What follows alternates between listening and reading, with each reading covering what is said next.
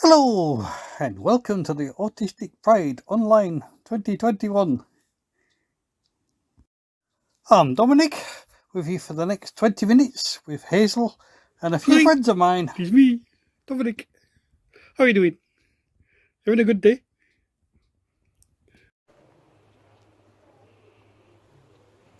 During this lockdown, I seem to have been quite lucky. I had this squirrel come into my garden. I think he was trying to get a bit of respite from the children. You might be able to hear screaming in the background. Apologies. And I haven't really been this close to anything during this lockdown.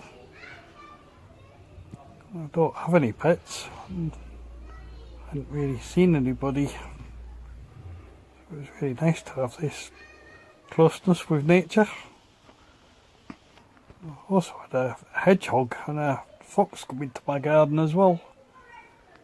It was really... I do think that autistics relate better to animals and are a lot more patient and calm.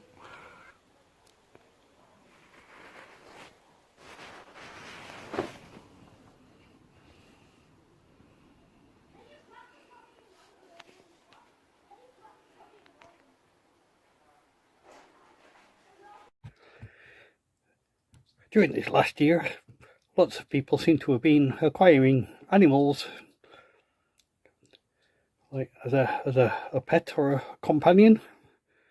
I think for years autistics have been knowing this. Having a pet or an animal has many benefits. Being a companion, a friend, relieve loneliness and alleviate anxiety.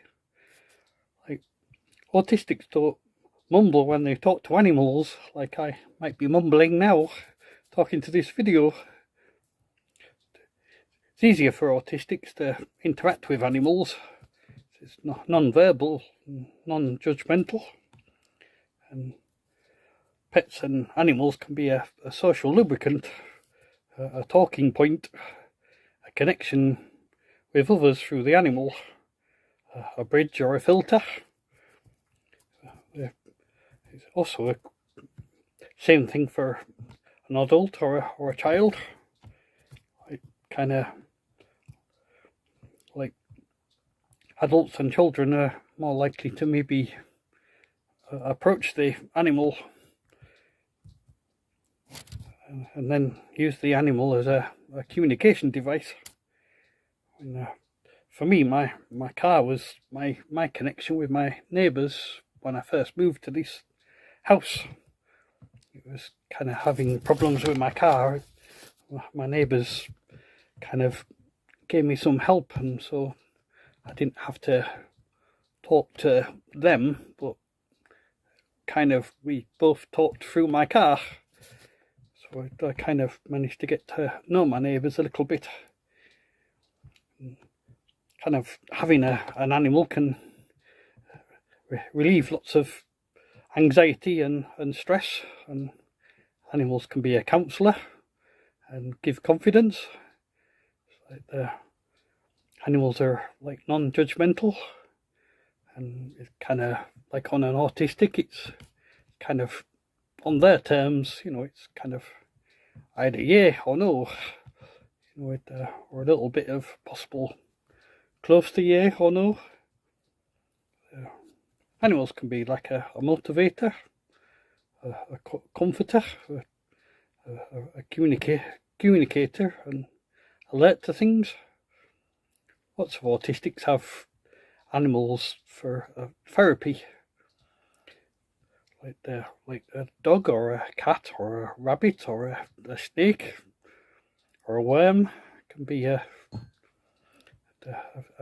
therapy. Like some animals can be like a nurse when feeling poorly or unwell, and also animals are quite good at listening quite patiently without judgment. They're can be an audience for your stories, or an audience for your moans and groans. Lots of autistics, I feel, have a natural connection to animals, almost like telepathy. I feel like lots of animals feel more comfortable with autistics. Like autistics feel more comfortable with animals.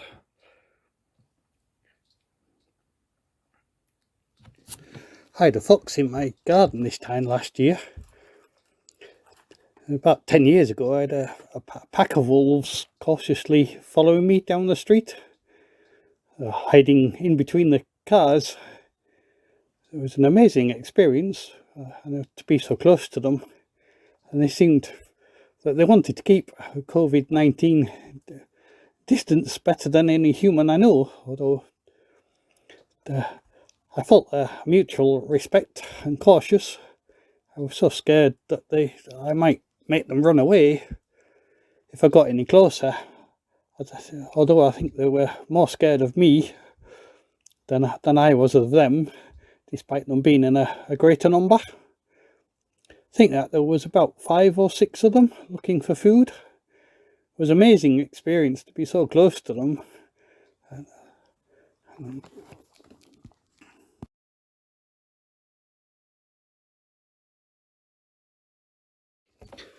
This is my friend Eve and Paula. Eve says that Paula's changed life because if it wasn't for her, would not have maintained a stable lifestyle. I might have become a drifter with nothing to anchor me, no family, and difficulty living with other people. Paula has brought so much joy to my life, and I hope that I've contributed well to hers. Eve says that she's always there for me, always trustful in her feelings, even when they are angry feelings. She always forgives me and I don't do exactly what she wants. Eve says she loves Paula so very much.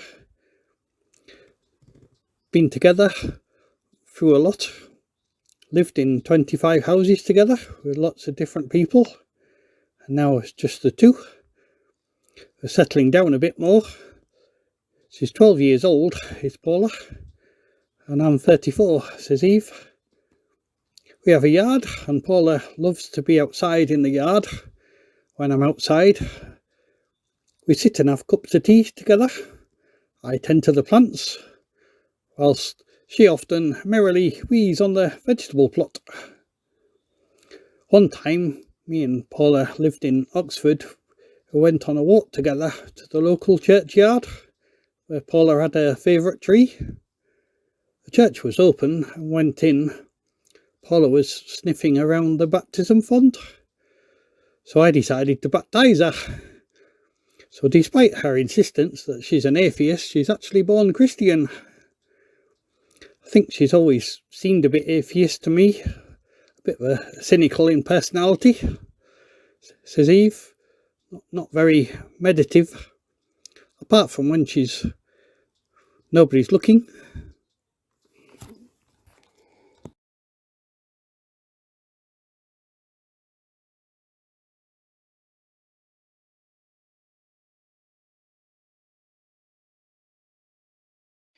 This is my friend Mercy, who had met up with an old man that was looking for his dog outside his house.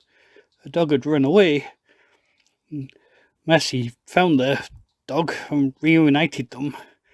The old man had told Mercy about his life story and promised to give my friend Mercy toffees the next time he saw her. Again, this is my friend Mercy. After they'd organised an event to do some orienteering, but ended up spending all day in the park and went on some rowing boats and saw a heron, and there's a cat balloon in the back you see behind the horse.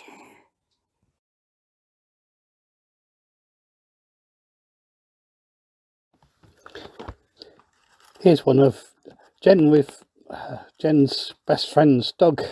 Dog was called Barky Woof Woof. Barky sadly passed away now. Barky was a lovely dog and used to love Jen.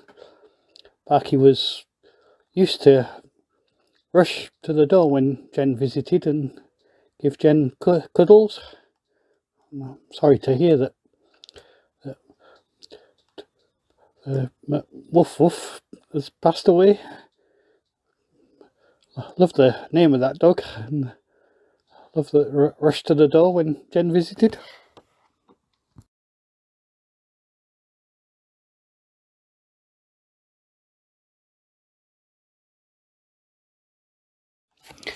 My friend Sonia's daughter Eliza had jungle animals for her 9th birthday party, and she loved Leo the lizard the best.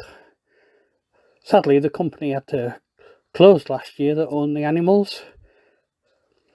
Thankfully, my friend Sonia was able to contact them and ask about buying Leo the lizard for her daughter Eliza, because she was finding it quite hard with the COVID and missing her dance friends. Leo's helped with that and she looks after him so well. He's an African fat-tailed lizard, and don't you think he's so cute? Sad to hear about the company having to close because of COVID, but I'm glad that my friend Sonia was able to get Leo the lizard for her daughter Eliza. Too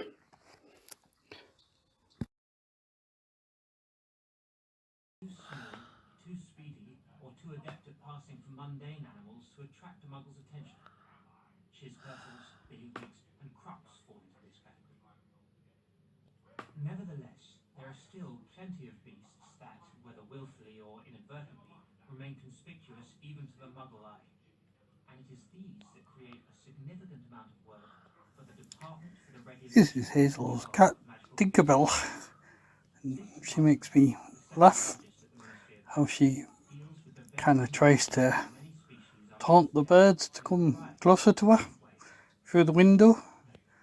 I kind of refer to it as Tinkerbell's eye candy. Which the remaining 6 departments are all, in some respect, answerable, with the possible exception of the Department of Mysteries. Safe habitats. Perhaps the most important step in the concealment of magical creatures is the creation of safe habitats. Muggle-repelling charms prevent trespassers into the forests where centaurs and unicorns live, and on the lakes and rivers set aside for the use of merpeople. Have you given up? Have you given up? Whole areas have been made unplottable. No, when an area of land is made unplottable, it is impossible to chart on maps. Some of these safe areas must be kept under constant wizarding supervision. For example, dragon reservation. Oi, Tinkerbell. Who loves Mummy? Who loves Mummy? Who loves Mummy? Who loves Mummy? Who loves Mummy? Who does? Who loves Mummy? Who loves Mummy? Who loves Mummy? Who does? Who does? Who loves Mummy? Who loves Mummy? Who loves Mummy? Who loves Mummy? Who loves Mummy? Who loves Mummy? This is Tinkerbell.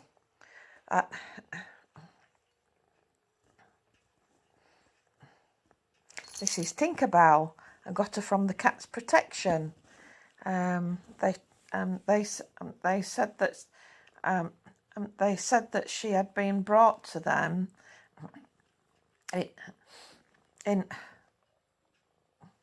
They said that she had been brought to them in. I'm not very good at speaking.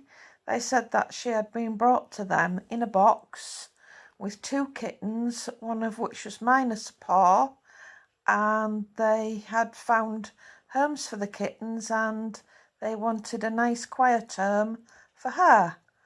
So hopefully I've given her that. Maybe not all the time, but hopefully I have. And yes, here she is. wanting all the attention. Yes. Yes. Yes. Yes. I going. Yes. I going to say hello. Hiya. Okay.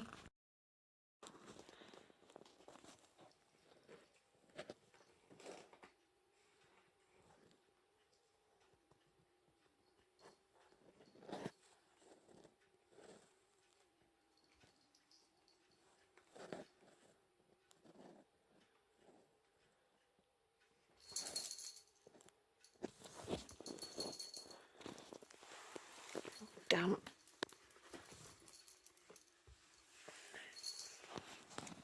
Where's your toy? Where's your toy? Where's your toy? Oi, where's your toy, Mrs.? Where's your toy? Where's your toy? That's it.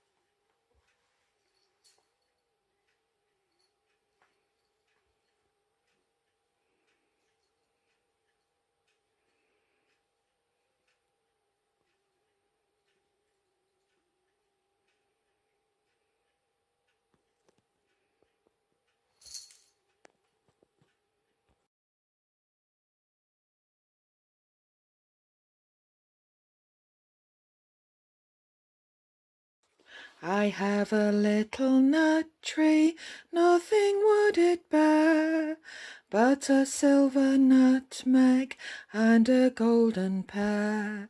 The King of Spain's daughter came to visit me, and all for the sake of my little nut tree.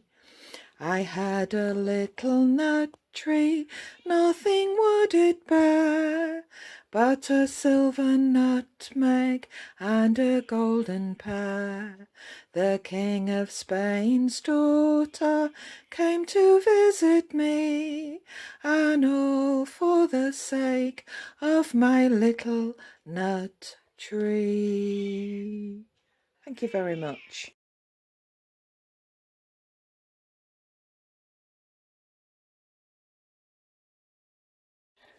It's my friend Sarah with Patchy, one of two cats that adopted from Bleakholt shelter in February last year. She and Pebbles are sisters, 3 years old now.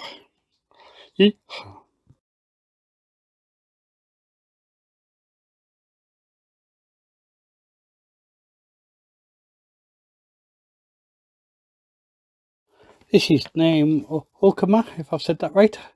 Has a bond with wolves, and there's several photographs of them. It says that the wolf girl, I'm known for affiliation and symbolism surrounding wolves. More than that, feel that the concept of wolf aligns with the concept of self, to the point used phrases like "consider me a wolf trapped in a human body" to describe personality, mannerisms with fair accuracy, spirit and psychological identity includes wolf. Likewise, spend time with actual wolves.